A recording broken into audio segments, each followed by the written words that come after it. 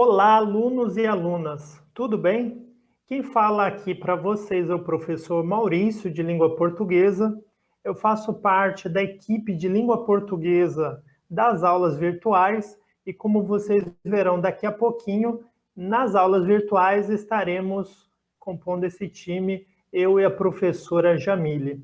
Sejam inicialmente todos bem-vindos e agora eu convido vocês a conhecerem um pouquinho de como serão esses nossos momentos de aula, essa primeira aula, e também já começar a estudar o conteúdo dessa videoaula.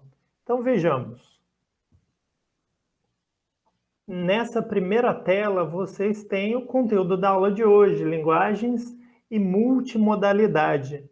O nome pode parecer estranho, mas não se preocupe, que daqui a pouco a gente vai compreender muito bem sobre esse termo. Então, essa é a primeira aula virtual e veremos o que vamos tratar, então, na aula de hoje.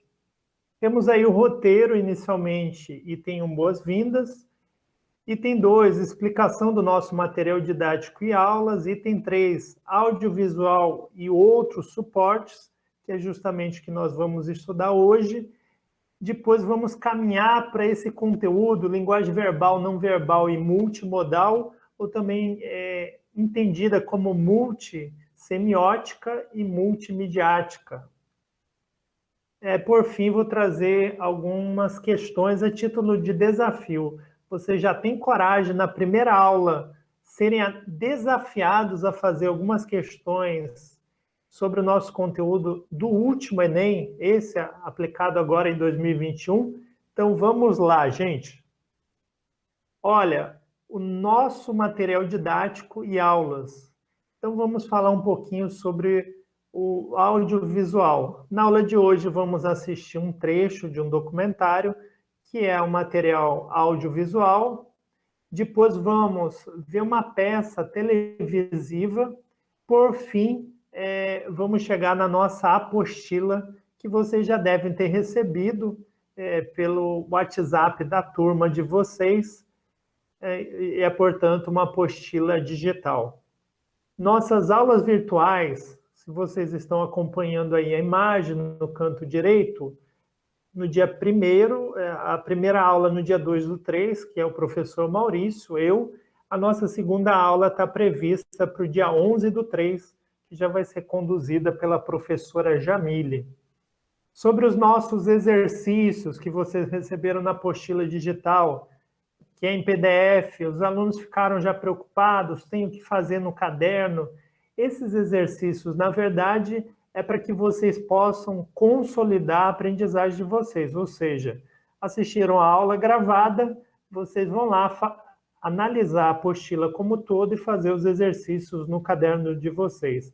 Não precisa enviar tirar foto, enviar por WhatsApp, não se preocupe com isso, já que é um exercício para treino, né, e aprendizagem de vocês. Porém, vou mandar também para o grupo do WhatsApp de vocês questões por um aplicativo que vocês vão ter que clicar e responder as questões virtualmente, colocando o nome de vocês. Daí sim, vocês deverão me enviar. À medida que finalizarem as questões, clicarem lá no OK da última questão, o aplicativo já envia automaticamente para mim. Outro ponto, frequência online.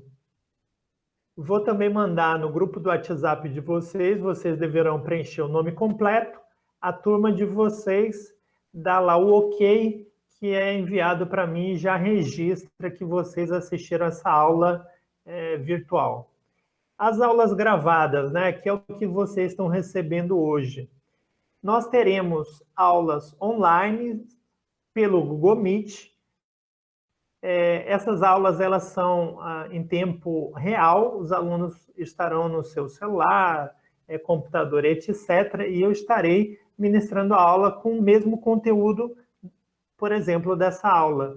Porém, a aula online eu vou defender como uma aula de mais qualidade, porque eu posso ouvir as dúvidas de vocês, posso tirar qualquer questão que vocês levantem, e perceber se vocês tiveram dificuldade em um ponto ou outro.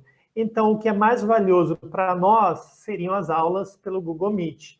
Quando, numa impossibilidade, vocês não puderem realmente assistir a aula online, eu mandarei a aula gravada. Ok, gente? O combinado, então, é que vocês assistam a aula pelo Google Meet. Eu sempre mando para a nossa coordenação o link e ela, meia hora antes, manda para a turma de vocês. As datas da aula já estão gravadas, já estão combinadas com vocês, então vocês sabem com um tempo anterior quando será a data e o horário da aula. Assistam e não esqueçam também de preencher a frequência online. Ok? Gente, então nós chegamos agora ao nosso primeiro ponto de estudo da aula, que é assistir a um documentário intitulado Nunca Me Sonharam. Esse documentário, ele é longo, mais de 1 hora e pouco, só que eu vou trazer para vocês apenas um recorte. É um documentário que houve muitos alunos pelo Brasil todo, alunos que estão geralmente no ensino médio, que vão falar um pouco o que entendem da vida, seu projeto de futuro e também como compreendem a escola e o ensino médio. Peço a vocês total atenção ao assistir esse documentário.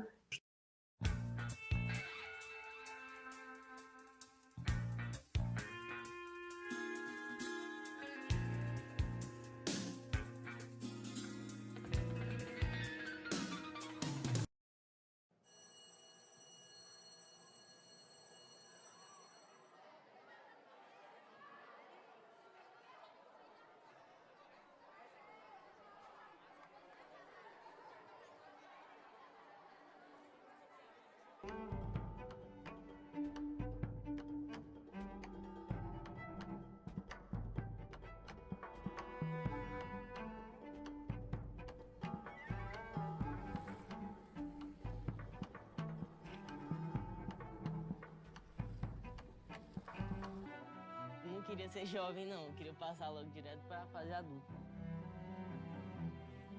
Eu acho que eu vivo no mundo da lua.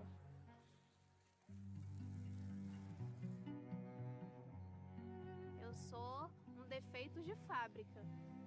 Eu acho que eu sou assim. Eu sou diferente de todo mundo.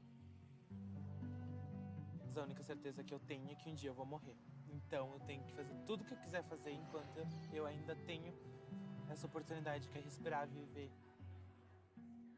Quando eu era criança, eu era louco pra completar 18 anos. Tipo, eu era louco pra ficar logo adolescente. Eu achava que era uma coisa mais, tipo, vou ganhar minha liberdade. Eu queria ser a dona do mundo. Pra mim era tudo fácil. Então, quando eu vi que não era nada daquilo que eu imaginei, eu fiquei meio frustrada. Tipo, sair dos braços da mãe e ir atrás do corre, enfrentar o mundão. Parece que o mundo que caiu na nossa cabeça. E tem dias que eu tô tão feliz, tem dias que... Senhor, por que isso tá acontecendo? A adolescência é uma fase bem difícil de se viver. Mas é a mais inesquecível de todas. É a mais inesquecível. Eu sou uma pessoa que muita gente pode chamar de louca. Muita gente pode dizer que eu sou várias coisas. E eu digo que eu sou todas elas. Tipo, sem dificuldade de formar uma identidade própria. Tipo, se eu convivo um tempo longo com o Júnior, aí eu começo, tipo... facilmente eu vou fazer as coisas que ele faz também. Na minha opinião, eu acho que os adultos não devem, assim, muito olhar para os jovens, assim, ele é jovem, o que que eu faço? Que você tem que ser divertido, você tem que zoar. Você quer casar? Você quer ter filho? Você quer trabalhar com o quê? Você gosta de quê? Tem que beber, você tem que ser aquele jovem descontraído. Eu sou uma pessoa difícil de fazer amizades com pessoas de fora, eu não consigo, não me sinto bem. Eu adoro bonde atrás de mim, não tem? Gosto de povão mesmo, nossa, baderna, balada, nossa, adoro. Eu tô adolescente, eu sou sagaz, eu tô na minha melhor fase, tô com a minha melhor saúde, eu quero sair mesmo, eu quero me divertir. É mais a curiosidade que move a gente, assim, a vontade de fazer as coisas. Com 15 anos tu quer ser advogado, com 16 tu quer viajar o mundo. Tu muda de pensamento muito rápido, tu muda de gosto musical muito rápido, tu vai se apropriando de certas coisas, tu vai mudando, evoluindo. Eu não sei mais o que eu quero fazer da vida.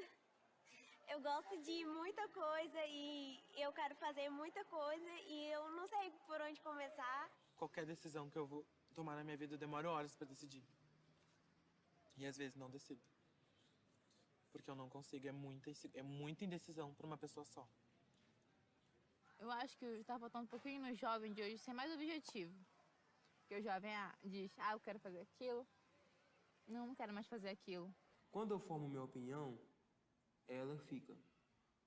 E assim como a maioria da opinião dos jovens aqui. Eu sempre quis fazer decoração, só que como eu cresci, já quero fazer direito. Pensei em fazer educação física, depois biologia, depois economia, jornalismo. Está muito em jogo a experimentação, a possibilidade de experimentar. Correr risco faz parte da juventude, né? Faz parte desse tempo da vida, desse ciclo da vida. É um espaço de uma intensidade muito grande que está sempre à beira de uma ruptura, né? E é óbvio que você vive a intensidade da ruptura muito mais do que efetivamente a ruptura se dá, em geral.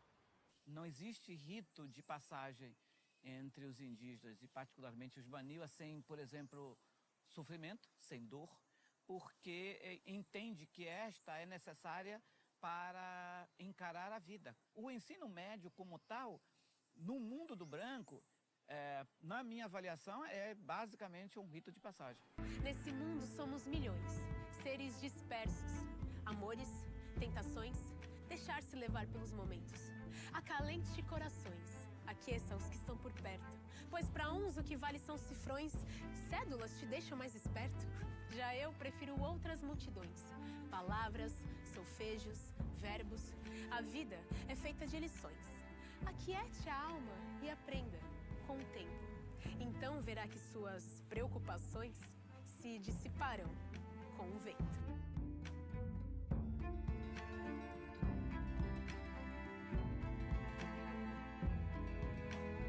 Tem muito sonho, muita ideia e pouca gente escutando para realizar. Porque muitas vezes eles julgam os jovens por é só uma fase. Se tem uma opinião, é só uma fase. Não, não é só uma fase, é minha opinião e vocês têm que respeitar. Porque em momento algum dialogam com a gente, em momento algum chegam aqui na escola. O que vocês acham? O pessoal tem muita revolta, o pessoal tem muita angústia, tá ligado? E muitas coisas que queremos dizer, mas não podemos. Então chega uma hora que explode, velho. A gente tá aqui, a gente tem direito de fala, a gente tem direito de escolha. E eu posso transformar, sim, as coisas que estão ao meu redor. Como pensar na escola, não na escola pública, no ensino médio, não apenas como passagem, mas como realidade, onde acontecem coisas que mudam a sociedade, acontecem coisas que enriquecem os adultos e as crianças. A minha vida, por exemplo, pode ser um filme, por exemplo, um filme de tragédia. Mas é um filme. A minha raça influencia, mas também a minha cultura influencia, não, porque ela é negra, ela ainda mora em Caxias, ela não estudou em um colégio muito bom, e toda essa junção dessas três coisas que eu falei não vai deixar eu concorrer a um lugar melhor. A gente se assusta como vai ser mais pra frente e como a gente vai construir nosso espaço, como a gente vai conseguir trabalhar, sendo que já tá faltando. E quando vai melhorar, e quando vai chegar a nossa vez, entendeu? Será que vai ter pra nós ainda? Nunca tentei ser melhor que ninguém, só vou mostrando o meu talento pra aqueles que têm vontade de se aprimorar na batida e vem de coração pro nosso lado, mostrando que é zen.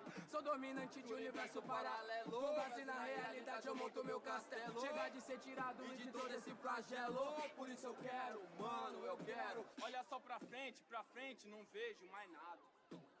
Você chega num lugar onde você pode ter essa chave para abrir as portas, é algo assustador, porque é um poder que você tem. Você percebe quando uma pessoa sobe no palanque e tá mentindo para você. Você percebe quando você abre um canal de televisão e você vê todas aquelas coisas que tá debaixo do pano. Tipo, nossa, esconderam isso de minha vida toda. Isso é a única coisa que não podem tirar da gente, nos roubar. Estudo, só isso. Só coloco isso na minha cabeça. Todo dia, às 6 horas da manhã que eu levanto, eu já penso no meu futuro. Como meus pais não foram bem-sucedidos na vida, eles também não me influenciavam, não me davam força para estudar. achavam que quem entrava na universidade era filho de rico. Acho que eles não acreditavam que um pobre também pudesse ter conhecimento, que pudesse ser inteligente, sabe? Para eles, o máximo era terminar o ensino médio e arrumar um emprego. Trabalhar de roça, tipo, vendedor, alguma coisa do tipo. Acho que nunca me sonharam sendo um psicólogo, nunca me sonharam sendo um professor, nunca me sonharam sendo um médico. Eles não sonhavam, não me ensinaram a sonhar. Eu aprendi a sonhar sozinho. Estou aprendendo a viver também, praticamente que só.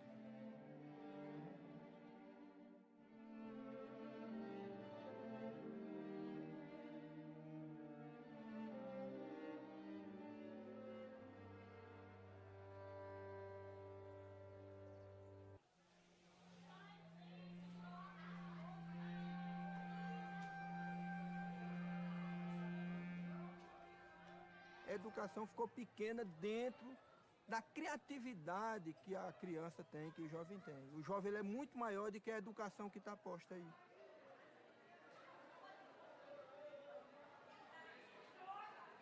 Eu acho que a escola ela está aí querendo formar cidadãos alienados, que não questionam o que a gente está vivendo. Igual eu questionei meu professor de sociologia. Eu queria saber o que era a ditadura militar. Você não aprende isso na escola. Porque eles querem que você aprenda aquilo que eles acham que você deve saber. Oprime a sua opinião, às vezes você é criticado por pensar diferente de todo mundo. Você devia aprender a questionar tudo. É muito importante debate, porque às vezes você aprende muito com a opinião do outro. Tem professores que entram dentro da sala que não dão nem bom dia, que entram, passam a matéria e dane-se pra você, eles não estão ligando. Eu acho que o professor ele tem que estar instigado para ele dar aula. Porque por que ele foi fazer a faculdade? Por que ele foi querer dar aula para pessoas se ele não quer nem olhar na cara delas? A gente é uma escola de descendência militar. A gente aprende a decorar. A gente não aprende a aprender. Foca muito na educação para a prova, para passar na prova, um vestibular. E esquece do lado humano, daquelas coisas que você vai ter que aprender socializar, aprender o natural. Numa boa, eu nunca usei teorema de Pitágoras na minha vida no dia a dia, entendeu? Então tem muita coisa que é desnecessária, que você não precisava, você só precisava ter uma noção. Muita gente diz que a escola é dos alunos, mas não é dos alunos, não. A escola é do governo, da pessoa que está lá agora governando por esse tempo. É deles. Você não pode tomar nenhuma decisão na escola, então não é sua. Uma coisa que você não pode fazer o que quer, então não é sua. Você apenas está participando daquilo ali, mas não é seu. Assistimos ao documentário esse Nunca Me Sonharam. É um documentário de jovens falando um pouco sobre a vida, e também fazendo uma reflexão crítica sobre a escola que eles têm. A partir desse documentário, eu vou propor algumas questões para que a gente pense juntos. Sobretudo vocês que estão chegando no ensino médio, no primeiro ano, qual é o projeto de vida de vocês? Como vocês entendem a escola? Se vocês estão motivados a construir uma escola que tenha mais a identidade de vocês. Vamos lá, então, analisar algumas questões. E eu proponho algumas questões a partir do roteiro. Qual o assunto do documentário?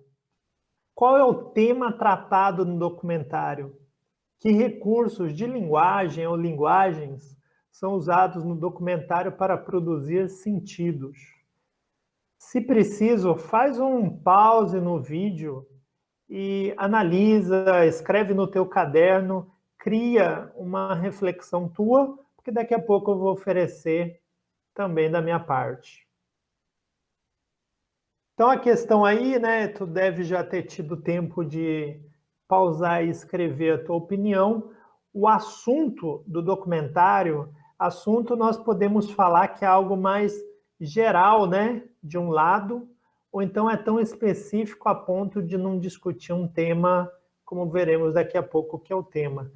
O assunto do documentário, a gente pode falar, o assunto é juventude, né, e escola.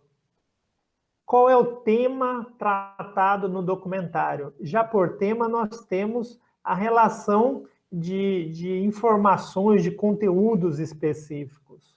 Nós temos um tema que é a juventude, discutindo sobre a sua ideia de vida e também voltando isso para a escola, analisando que a escola ela é importante de um lado, do outro lado é uma escola que precisa se preparar para realmente dar protagonismo aos nossos jovens, né, que chegam na escola. Que recursos de linguagem ou linguagem são usados no documentário? Vocês devem ter percebido que o documentário ele utiliza trilha sonora, ele utiliza o movimento das imagens, né? Ele utiliza diversos cenários, ele utiliza também os jovens falando, né? Inicialmente, nós começamos com um texto, que é até a Constituição Federal, mostrando sobre a obrigação do Estado de oferecer uma escola para as alunas e alunos. Temos agora outras questões, né? Como compreender a juventude hoje? Essa é uma questão que eu direciono para vocês, né? Como é que vocês se compreendem enquanto jovens? Quais são as dificuldades e desafios dos jovens? Aí eu não vou responder, vou deixar que vocês respondam no caderno de vocês, a título de um exercício de reflexão sobre a idade em que vocês estão vivendo. 2, você já pensou em você hoje e em você no futuro? Vocês já fizeram essa reflexão? Quem vocês são hoje? E o que vocês pretendem para o futuro de vocês? E eu acrescento, qual é seu projeto de vida? O que vocês pensam, então, enquanto projeto de vida? Eu quero isso, eu quero aquilo. Notem que o documentário, um jovem fala que por questões, falta de oportunidade dos pais, os pais não fizeram esse sonho, né?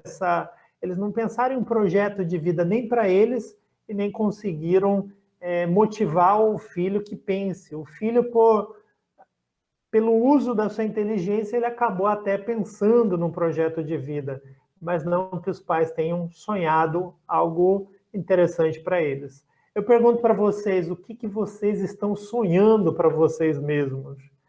Qual é o projeto de vida? 3, o que você está fazendo para alcançar seu projeto de vida? Qual é o planejamento e as ações atuais? Porque não adianta, vocês concordam comigo? Não adianta ter um projeto de vida, eu quero fazer isso, eu quero fazer aquilo, quero me tornar um jornalista, né? Quero buscar uma profissão no âmbito da saúde, né? Dentista, enfermeiro, médico. Quero ir para o âmbito das ciências do cálculo, da engenharia, da física, etc. Ou tornar-me professor, né? Por que não? De língua portuguesa para ser colega, ficarei muito feliz. Mas é preciso ter o projeto de vida e também fazer um planejamento. O que eu posso fazer hoje para ajudar que eu conquiste este projeto de vida? Saímos agora, então, do debate sobre o documentário e, a partir de agora, a gente vai estudar algumas expressões, porque daqui a pouquinho nós chegaremos a ver mais um material audiovisual. Texto, mídia e multimodalidades. O que é isso, gente? Nós temos que compreender o que é um texto. Vocês já leram bastante textos, né? Vocês já escreveram muitos textos ao longo do ensino fundamental. Vocês já pararam para pensar por que existe o texto? Seja o texto falado ou o texto escrito? Bom, nós vemos aqui que uma primeira definição é que o texto é um elemento mediador da compreensão da comunicação humana. O que é mediar? É estar no meio. Nota aí essa imagem. Será que esses personagens conseguiriam se entender se não tivesse um recurso de linguagem, nesse caso, um telefone, né? Que um pudesse emitir a sua voz, o outro escutar? Certamente que não. Nós, seres humanos, nós não nos comunicamos mentalmente. Nós precisamos, então, de elementos físicos, que sejam meios, que fiquem no meio entre duas ou mais pessoas, para que a gente produza, de um lado, aquele que escreve ou fala, do outro, aquele que lê ou ouve. Então, o texto é um elemento que está no meio, mediador. Só de falar isso, muitas implicações, muitas consequências nós conseguimos perceber. A primeira é de que quem fala algo, escreve algo, ele está participando da produção de sentidos, né, de entendimentos, de compreensão. Por exemplo, agora eu estou utilizando a fala, estou utilizando a mídia, né, da internet e da aula gravada como meio de tentar produzir ideias, e vocês, por outro lado, são um elemento também importante dessa produção de compreensão e entendimento, são aqueles que vão captar e vão, a partir das suas experiências e inteligências, produzir o sentido. Então, nós temos texto como esse elemento importante das nossas vidas, né? Ele que dá sentido à nossa vida em sociedade, né? A nossa vida enquanto ser humano moderno. 2, mídia. A mídia, ela vai ser entendida como um meio, né? Porém, a mídia, ela é um meio que tem uma estruturação, tem uma estrutura. Vamos ler a definição. Toda estrutura de difusão de informações, vamos dizer, o celular pode ser um difusor, ele pode emitir, né, informações, a TV, o livro didático, um livro que eu esteja lendo no celular mesmo, ou no notebook. Tudo isso são mídias, porque são elementos que ajudam a difundir, né, a levar informações. O jornal impresso é uma mídia. Como notícias, mensagens e entretenimento, que estabelece um canal intermediário. Então, a mídia está relacionada a um canal de comunicação não pessoal. A minha fala ela não é mídia, porque ela é um meio pessoal. A mídia ela é um meio estrutural diferente dos seres humanos, utilizando-se de vários meios, entre eles jornais, revistas, rádio, televisão, cinema, mala direta, outdoors, né? No momento que vocês passam numa rua e veem aquela estrutura grande, com algum texto, né, alguma imagem, lá é uma mídia, né? Porque ele está propagando para a sociedade uma informação, uma notícia, uma ideia. Informativos, né? O telefone, internet, etc. Temos agora, só a título de uma entrada mesmo no conteúdo, nós temos definição de texto e definição de mídia. Ora, vejam o que é interessante. Muitas vezes o texto, como elemento mediador, vai fazer, para ser difundido, vai fazer o uso de uma mídia. Texto, mídia e multimodalidades. Agora nós chegamos num ponto que também vai ser muito interessante para nós, que é discutir o que é multimodalidade. Multi dá uma ideia de plural, de vários. Modalidade é que não é só de uma modalidade. Os textos multimodais são aqueles que empregam duas ou mais modalidades de formas linguísticas. Gente, olha para cá, fica tranquilo que a gente vai discutir o que é isso, tá? A composição da linguagem verbal e não verbal com o objetivo de proporcionar uma melhor inserção do leitor no mundo contemporâneo. O que quer dizer isso? Então, a multimodalidade é o texto, hoje, sobretudo hoje em dia, ele não está apenas fazendo uso da linguagem, no nosso caso, da língua portuguesa escrita ou falada. Ele vai utilizar outros recursos, outros códigos, e por isso a gente pode falar que os textos que utilizam não só um código de linguagem, mas mais de um, ele é um texto multimodal. Olha o exemplo que nós temos aí à direita, para o pessoal que está acompanhando o Big Brother 2021. É um meme, né? Tá certo que o meme não é o programa em si. Nós temos aí duas participantes do programa e o meme faz uma composição criando um outro texto. Coloca uma participante do programa que é bastante alta e outro que é um pouco menor, né, em termos de estatura. Daí faz uma brincadeira, meu carrinho de compras. Olha como é que ele enche, é grande, né, volumoso. Meu salário é pequeno. Olha só o problema. Esse meme, portanto, partindo de uma situação Big Brother, fazendo uso de duas linguagens, a verbal, que é o texto escrito em dois momentos aí, e a não verbal, que é tudo isso, a imagem, a fotografia, que é o colorido, que é o cenário. Ok? Podemos passar então. Temos um segundo exemplo de um texto multimodal. Olha que eu comecei dificultando para vocês, não utilizando só um tipo de linguagem. Nesse texto nós temos: não sou brinquedo, abandonar ou maltratar animais é crime, e coloca aí a lei de crimes ambientais.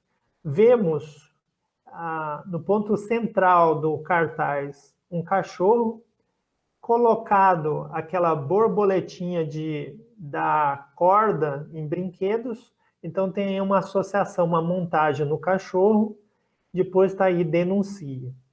Temos, então, como eu falei, o uso da linguagem verbal e não verbal. Eu pergunto a vocês, qual é o objetivo desse cartaz? Vocês conseguem perceber que para nós, leitores, produzirmos um entendimento, uma compreensão desse cartaz, é preciso que nós levemos em consideração a linguagem verbal e não verbal. Olha a linguagem não verbal, a expressão do cachorro, o olhar, né, que para o ser humano identifica muito sentimento, e para o cachorro dá o olhar nos traz uma ideia de um cachorro triste, né? Mas ele é triste quando ele se torna brinquedo do ser humano. Daí está a observação crítica do cartaz e a solicitação da denúncia, né? Fora isso, nós temos o cinza, né, que não nos traz um aspecto de alegria. O cinza está no plano de fundo aí do cartaz e tudo. As letras combinam, né, com esse plano de fundo, dando a ideia para a gente que é uma situação bastante triste. E não só triste, porque aí está a lei, que é um crime, né, também criminosa, indicando onde se deve buscar ajuda para isso, com número, com e-mail, no caso do Estado de São Paulo. Passamos, então, de mais uma experiência de um texto multimodal.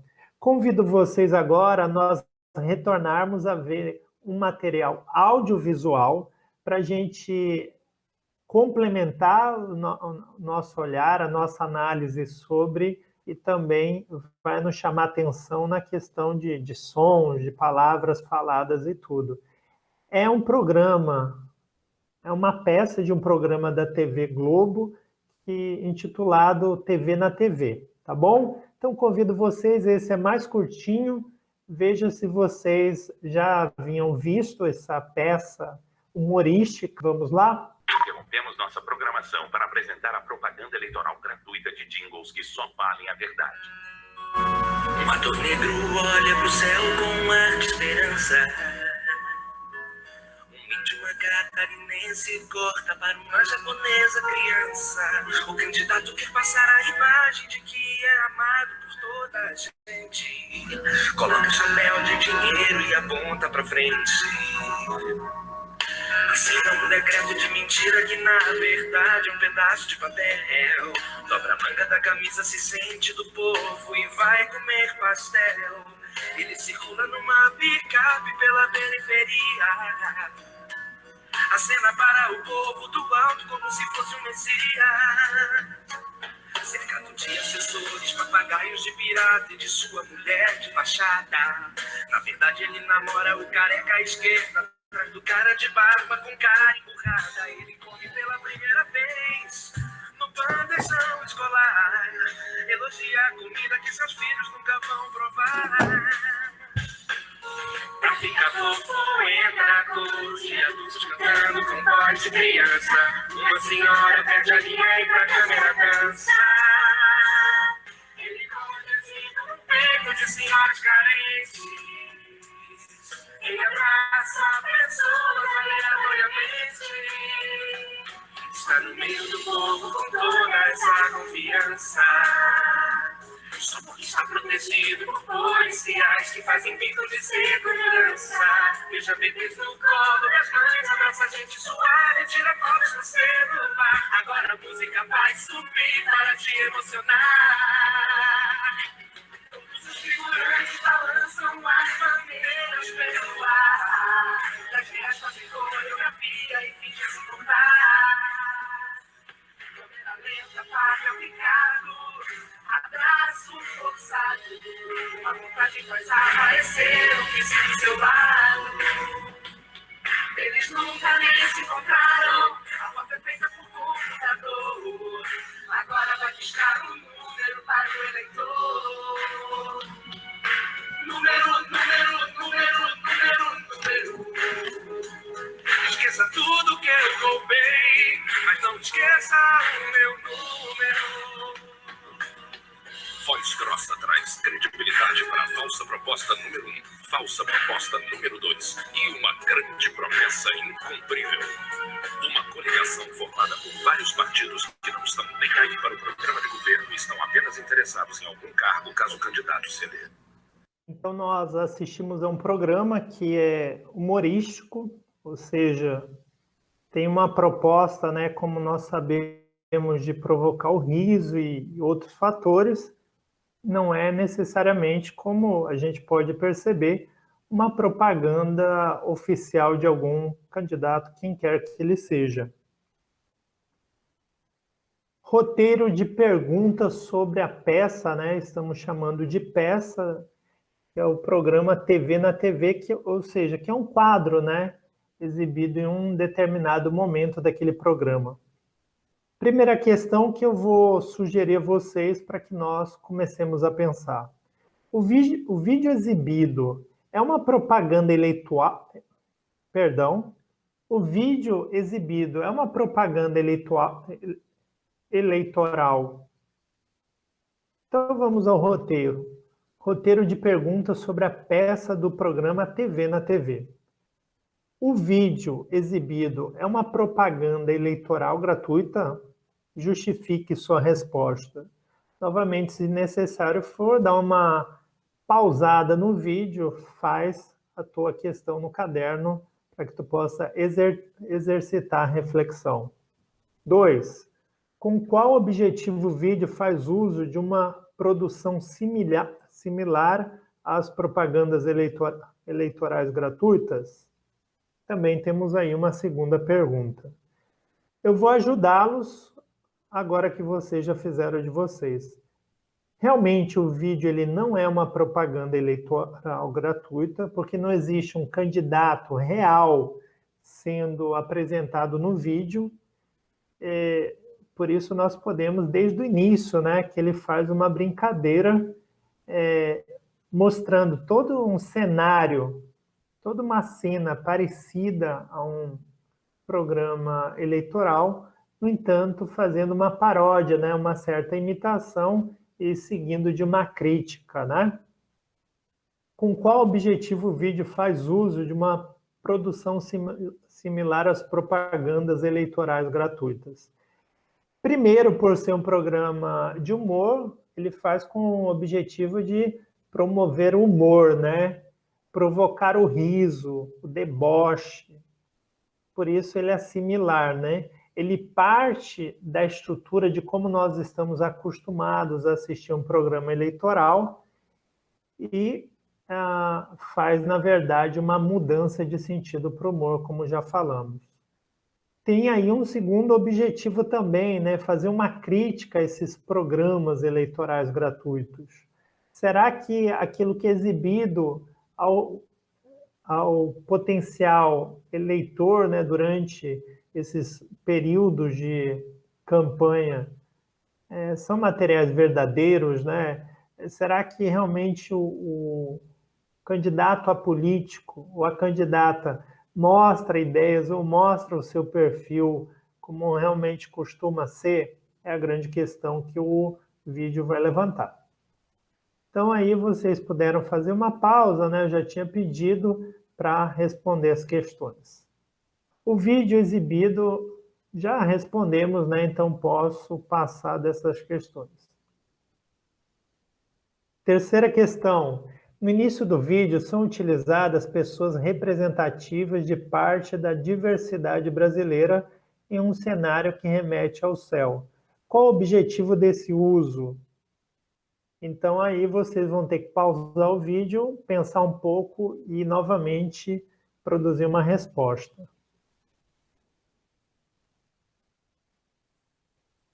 Eu vou voltar para ajudá-los.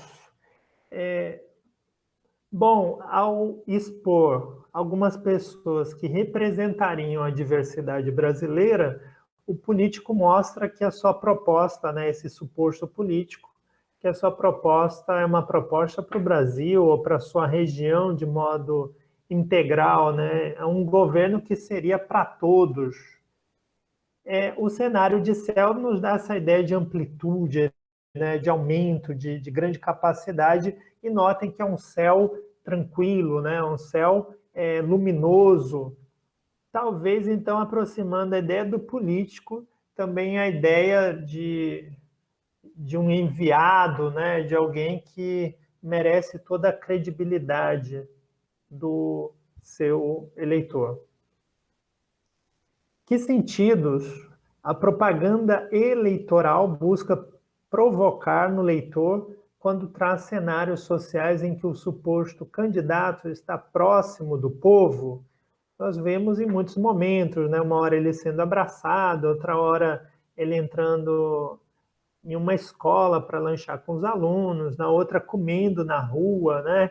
Que também a gente vê com muita frequência em campanhas eleitorais, e numa outra abraçando crianças, né? Sorrindo, etc. Que sentidos a propaganda eleitoral, se fosse de verdade, né? Tentaria provocar no leitor? Novamente, dá uma parada no vídeo e responde a questão. Após o teu pause, né, tu teres respondido a questão, eu vou tentar ajudá-lo. Então, se fosse numa propaganda eleitoral verdadeira, né, nós teríamos aí uma tentativa do candidato mostrar o quanto ele é popular, né? Se ele é popular, ele vai ser muito votado e isso acaba estimulando outros eleitores, né? Além disso, ele traz uma imagem de um cidadão simpático, né, que se aproxima do povo. Ora, se eu sou um político que eu estou próximo do povo, que eu como junto com o povo, eu mereço a credibilidade de ser votado. Que tem cuidado com as crianças, né? Isso gera certamente uma imagem, né, muito positiva. Agora, se nós pensarmos que esse vídeo ele foi produzido com um tom de humor, de deboche, de crítica, essa parte ela mostra o que é comum em alguns políticos fazerem, né? Mas a linguagem, o texto falado no vídeo mostra que essa intenção do suposto candidato é uma intenção meramente eleitoral, né? Quinta questão. Que sentidos a propaganda eleitoral busca provocar no leitor quando traz o suposto candidato de capacete acenando para frente? E quando traz o candidato assinando papéis? Quais são os sentidos, né? Qual é a compreensão? Qual é o entendimento, né, que ele quer causar no telespectador? Acredito que vocês também já tiveram tempo de dar um pause no vídeo. Eu vou contribuir, né, trazendo uma possibilidade de compreensão, de leitura.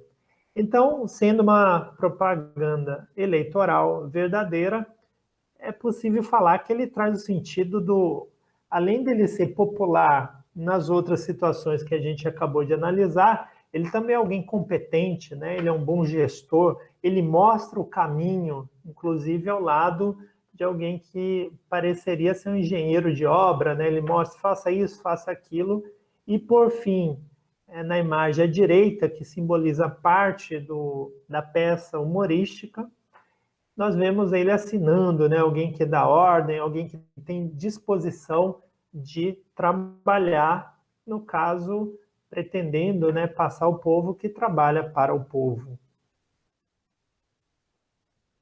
Quinta questão, qual linguagem desmente claramente as supostas intenções do candidato ator? E o que a crítica presente no humor nos provoca a compreender sobre muitos materiais produzidos em campanhas políticas e até outros materiais em audiovisual? Então aí nós temos duas questões. Vou colaborar com vocês então. Qual linguagem desmente? A linguagem verbal, o texto falado, ele vai mostrando que tudo que a gente está vendo e ouvindo do sonoro, né, das músicas colocadas durante a peça de propaganda eleitoral gratuita para o programa de humor, essa linguagem falada, ela mostra o quanto aquilo é como se fosse uma manipulação. É como se fosse, olha, eu quero parecer isso, esperando que o telespectador não perceba uma intenção por trás de toda aquela produção que tem como grande objetivo angariar, né, conquistar votos. E o que a crítica presente no humor nos provoca a compreender? Eu acredito que todos vocês, alunas, olha para cá, não, sério. Eu acredito que todas vocês tenham percebido que esse programa ele nos mostra que a produção de material audiovisual, como de uma campanha, ou como da grande maioria dos materiais, ela tem uma intenção de quem produz. E porque se tem uma intenção, se tem um objetivo a alcançar, existe todo um planejamento e uma utilização de muitos recursos, no caso, para convencer o suposto eleitor. Então, guardemos muito isso, né, que toda a produção de comunicação, ou grande parte da produção de comunicação, especialmente essa mais oficial, né, que tem diversos recursos, como publicitários, jornalistas, pessoas filmando e etc., elas têm uma intenção e elas vão trabalhar para que a intenção delas, o grande objetivo, seja conquistado ao produzir o seu material. Então, vocês deram pause para fazer toda essa reflexão. Vamos passar para o item seguinte. Chegamos agora a discutir com vocês um pouco sobre multimodalidade, que é o uso da linguagem verbal, não verbal e mista ou híbrida. Também podemos utilizar esse nome. No canal desse professor que vos fala, professor Maurício, a língua portuguesa é fantástica, canal do YouTube, vocês têm um vídeo que esclarece justamente sobre linguagem verbal e não verbal e tem algumas questões. Eu deixo para vocês, então, o endereço, convido vocês a acessarem o canal e a aprenderem um pouco mais do que eu vou falar aqui de forma resumida. Linguagem verbal. Linguagem verbal é toda vez que eu tenho texto escrito ou falado, né? Eu tenho a palavra empregada. Até que a morte nos separe é um enunciado que ele faz uso de palavras. Se eu estou lendo, ele é um enunciado verbal pelo recurso do gráfico, do escrito. Vamos agora analisar em termos de sentido, já que a gente fez esse resumo de linguagem verbal. Pensem vocês uma coisa. No contexto que alguém fala, até que a morte nos separe, é uma cerimônia de casamento. O noivo declara esse enunciado. Na verdade, quem declara não é o noivo, é o padre, né? Declara esse enunciado. Tem um sentido, tu concordas? Tem uma compreensão para aqueles que estão lá, que o acordo entre o noivo e a noiva se estabelece a partir disso, né? Que vão, então, passar a vida todos juntos, né? Até que a morte, por um fenômeno natural, separe os dois que estão casando-se, né?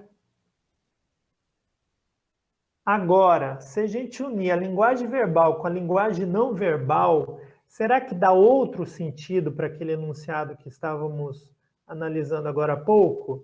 Nós temos então aí esse cartaz, que ele traz uma noiva, vocês veem como é a face dessa noiva, vocês também veem colocado próximo à face dela até que a morte nos separe, e eu trago duas questões para implicar, para provocá-los a pensar. Primeira, segundo sua leitura, qual é o objetivo do cartaz? 2, o uso dos recursos verbais e não verbais são importantes para a produção dos sentidos do texto? Dá aquela paradinha, faz a reflexão, que daqui a pouco eu te ajudo. Certamente vocês então já responderam. O objetivo do cartaz é estabelecer uma mensagem de combate à violência doméstica, trazendo esse enunciado que é muito próximo daqueles que casam, né? Também deve ser próximo, né? Deve nos fazer lembrar aqueles que namoram, enfim. Então, até que a morte nos separe, em alguns casos não acontece, né? Acontece que a mulher ela é agredida constantemente, né? E acontece que o próprio homem, a gente tem visto pela TV, né, em noticiários, etc., tem, inclusive, praticado feminicídios, né? Um problema gravíssimo na nossa sociedade. Então, o cartaz, ele parte desse enunciado que é muito conhecido para nos provocar uma outra reflexão, né? Daquela que tem muitas mulheres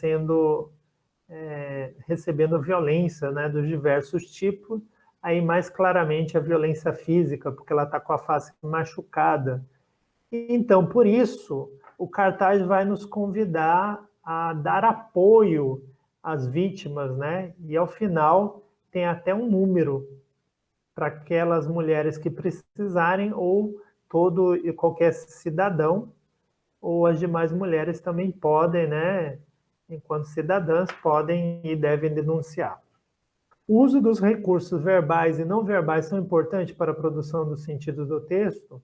Nesse caso, totais, né? Mostra que o enunciado escrito anteriormente agora é utilizado para um outro contexto, né? Não no contexto de uma cerimônia religiosa, né? Onde nós esperamos, né? E a grande maioria das vezes nós vemos até a felicidade. Nesse caso, não. Nós vemos que a linguagem não verbal, a imagem, né? A fotografia da noiva com esse recurso de um rosto machucado, ela vai mostrar que produz outros sentidos. Então, se eu não levar em conta o texto escrito e também o elemento visual da imagem, etc., eu não consigo compreender o cartaz específico. Linguagem não verbal. Nessa tirinha, e novamente, se vocês precisarem dar uma paradinha para fazer a leitura de vocês, façam. Após essa parada, que eu acredito que todos fizeram, nós temos uma questão. Que elemento é inusitado, é inesperado na tirinha? Como ele contribui para a tentativa de humor do texto? Então, aí nós vamos ver que o elemento inusitado na tirinha é que nós temos duas personagens do Maurício de Souza, um primeiro equilibrando, que é o Cebolinha, equilibrando maçãs, e daí a gente vê que é uma brincadeira que até tem uma certa habilidade, e no outro a Magali, que é uma personagem conhecida por ser gulosa, ela vai equilibrando, mas ela vai comendo tais frutas, né? Isso tenta gerar humor no leitor. Por fim, nós chegamos, então, em tipos de linguagem, né? As linguagens elas vão ser diferenciadas, e vocês notam aí nas colunas, pelos códigos, e cada linguagem ela vai favorecer a um tipo, entre aspas, de texto, que é o que nós chamamos de gêneros textuais. Então, nós temos a linguagem verbal, toda vez que faz uso da palavra escrita ou falada, e ela é presente em diversos gêneros, né? Como cartas familiares, é muito comum sobretudo, né, no tempo passado, as pessoas escreviam cartas e realmente era apenas a palavra escrita, em bilhetes, artigos de opinião. Se eu vou ler uma revista online ou mesmo impressa, né, o artigo de opinião vai geralmente fazer uso apenas da linguagem verbal. As notícias, né, boa parte do texto noticiário tem a linguagem verbal, embora nesse caso eu possa também ter a não verbal, uma imagem, um gráfico e por aí vai. O cartaz escolar, né, é comum que os alunos façam cartaz apenas com texto escrito, outros já preferem tanto o texto escrito como uma linguagem não verbal. As leis e códigos, né, elas costumam trazer na sua maior parte o texto escrito. A bula de remédio faz a mesma coisa, a receita médica, né, o médico escreve, hoje em dia digita, imprime e nos entrega a receita. Linguagem não verbal faz uso de múltiplos códigos, como a cor, o som, não compostos de palavras, as formas, as imagens, movimentos, né, de imagens, enfim. É muito numeroso o número de códigos, né, de instrumentos utilizados pela linguagem não verbal. Inúmeros gêneros fazem uso da linguagem não verbal. As pinturas, o desenho, o cinema e o teatro mudo, né, a gente vê que as pessoas não falam, as pessoas apenas utilizam o corpo para produzir compreensão para quem estiver assistindo. Tem algumas tirinhas, né? A gente viu algumas charges, as placas de trânsito fazem muito uso da linguagem não verbal e diversos avisos. Daí nós chegamos à linguagem híbrida, ou o híbrido é toda vez que eu tenho uma mistura, né, de dois elementos. Que nesse caso é a linguagem verbal não verbal. Faz uso das duas linguagens anteriores, né? Inúmeros gêneros, quando apresento as duas linguagens. História em quadrinhos, né, um exemplo clássico do uso tanto da linguagem verbal como não verbal. A linguagem verbal nos balõezinhos, né? E todo o desenho, todo o cenário, toda a cor, né, o contraste de cores é linguagem não verbal. Manuais de instrução, né, naquela parte para ficar mais fácil para quem está sendo instruído de uma coisa ou outra, e cartazes publicitários, como por sinal foi o exemplo que nós trouxemos no caso da noiva, né? De combate à violência da noiva, o cartaz tratava sobre isso, fazendo uso da linguagem híbrida. Agora, jovens, chegamos no momento do desafio. Olha só, vamos fazer algumas questões do Enem hoje, do último Enem, que solicita a vocês que tenham capacidade de fazer leitura e compreenderem textos com o uso da linguagem híbrida. Vamos lá? Esse primeiro texto, na verdade, não é do Enem, né? É da Prova Brasil, que geralmente faz os alunos do ensino fundamental. Nesse caso, é uma prova para aluno do 9º ano. Então, nós temos uma tirinha em 3 quadrinhos. Vamos analisar o primeiro.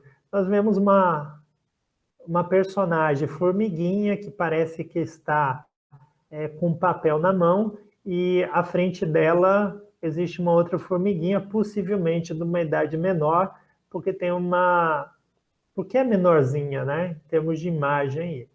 Tá tudo errado, menina. Pechinchar não é com X, e sim com CH. Para aprender, escreva aí o verbo pechinchar 200 vezes, o que parece ser a professora.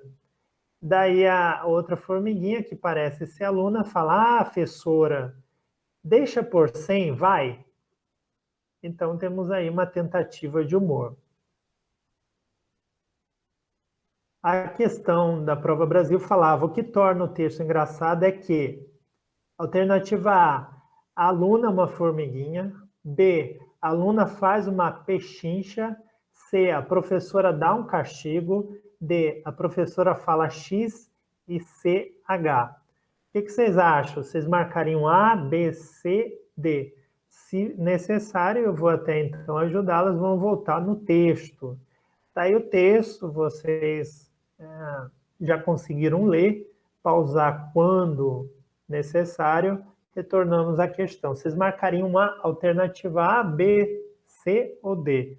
Vamos então ver a correta, alternativa B. O que tenta gerar humor é que a professora repreende um erro gráfico da aluna, ela escreveu uma palavra de forma inadequada, que era justamente uma pechincha, solicitando então à aluna que fizesse a escrita da palavra 200 vezes, no entanto, a aluna formiguinha pede deixa por 100, tentando diminuir então, o que deveria gerar humor, porque ela, no erro dela, ela conseguiu colocar no cotidiano uma tentativa de pechinchar.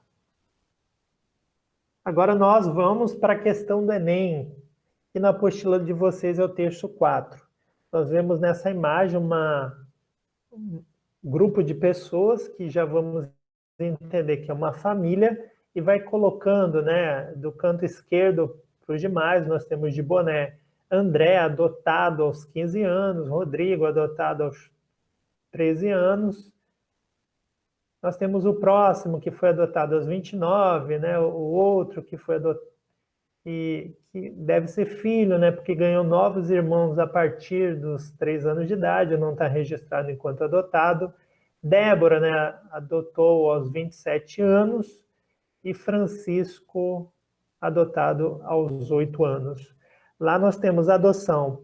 Para encontrar a sua verdadeira família, não existe idade. Então, essa imagem, composta, como nós sabemos, de linguagem verbal e não verbal, podemos ir à questão do Enem.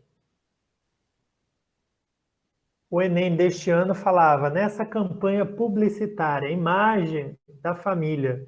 E o texto verbal, quando eles falam imagem da família, eles estão se referindo ao texto não verbal. E junto agora com o verbal, unem-se para reforçar a ideia de que alternativa A, B, C, D, E, analisa novamente com calma para marcar a melhor opção. Penso que vocês já tenham tido tempo, então vamos lá para a resposta. A alternativa A falava o seguinte, a família que adota é mais feliz. Não há comparação entre família que adota e família que não adota. Mas existe essa mensagem, adoção tardia, ou seja, aqueles que foram adotados não mais enquanto bebês, ela é muito positiva porque ela forma aquela família feliz como nós vemos na imagem. C, não poderia ser, então, as famílias preferem adotar bebês. Aí não há essa discussão. Nesse caso, o grande debate é que adotar, nessa adoção chamada de tardia, ela também é muito positiva. D, a adoção de adolescentes é mais simples. Novamente, não há comparação entre crianças e adolescentes adotados. Os filhos adotados são companheiros dos pais. Nesse caso, não existe só filhos adotados ali. E outra coisa, não se trata de falar que o adotado é companheiro e os outros não são. Aqui melhor preenche o que se pede a questão alternativa B, de Brasil. Agora nós temos o quinto texto. Quanto vale o gol? Nós temos a imagem de duas personagens, né, duas pessoas muito importantes, né, do esporte brasileiro. De um lado a Marta, do outro lado, no canto direito, Neymar. Salário da Marta, dá uma notada aí qual é o do Neymar, quantos gols fez a Marta, mais do que o dobro do Neymar. No entanto, quanto vale um gol feito pela Marta e um gol feito pelo Neymar? A questão do Enem propunha o seguinte, o esporte é uma manifestação cultural na qual se estabelecem relações sociais. Nota que eles estão associando o esporte às relações sociais e não meramente ao esporte, ao time, enfim. Considerando o texto, o futebol é uma modalidade que vocês vão ler a A, vão ler a B, a C, e logo mais nós temos a alternativa D e E, já que o Enem sempre é composto de 5 alternativas. A, apresenta proximidades com o tênis, no que tange as relações de gênero entre homens e mulheres. B, se caracteriza por uma identidade masculina no Brasil, conferindo maior remuneração aos jogadores. C. Traz remunerações aos jogadores e jogadoras, proporcionais aos seus esforços no treinamento esportivo. D. Resulta em melhor eficiência para as mulheres e, consequentemente, em remuneração mais alta às jogadoras. Alternativa E. Possui jogadores e jogadoras com a mesma visibilidade, apesar de haver expoentes femininos de destaque como Marta. Então, se precisar, vocês vão retornar ou vão adiantar o vídeo, né? Já viram novamente a imagem, analisar as questões e marcar o que? Alternativa A, B, C, D ou E? Gente, a alternativa correta é a alternativa B. Ele fala que o esporte é uma manifestação cultural, né, que se estabelece nas relações sociais. Considerando o texto faz uma comparação em termos de quanto ganha a Marta e quanto ganha o Neymar. Quantos gols fez a Marta? Muito mais do que o jogador Neymar. Então, a alternativa A não poderia ser, apresenta proximidade com o tênis. Não tem, esse conteúdo não é colocado no cartaz. Então, a alternativa A pode ser facilmente descartada. Sabemos que a B se caracteriza por uma identidade masculina no Brasil, já que o futebol é muito relacionado ao jogador masculino, e por isso ele ganha mais, né? Conferindo maior remuneração aos jogadores. C. Traz remunerações aos jogadores e jogadoras proporcionais aos seus esforços. Não é verdade? Nós vemos que a Marta fez muito mais gols, no entanto ganha menos que o Neymar. Voltando lá, porque pode ser uma dúvida, a alternativa D e E, resulta em melhor eficiência para as mulheres. Não é mais eficiente para as mulheres, já que a remuneração delas não é mais alta. Muito pelo contrário. Possui jogadores e jogadoras com a mesma visibilidade, apesar de haver expoentes femininas de destaque, como Marta. Não se tem a mesma visibilidade, tanto que o Neymar é economicamente mais remunerado, né? Então, a alternativa E também não poderia ser, e porque a grande discussão não é visibilidade, mas é sim remuneração, recompensa, né? E que daí chega na questão da visibilidade. Jovens, alunas e alunas, nós chegamos ao final da nossa aula. Espero que vocês tenham aproveitado um pouco, né, dessa nossa aula virtual. Convido vocês a lerem e estudarem a apostila enviada e fazerem as questões quando eu enviar pelo meio digital. Aquelas que vocês têm na apostila já podem fazer no caderno. No entanto, não é preciso mandar como eu falei. Então, a vocês todos um grande abraço. Até a próxima aula.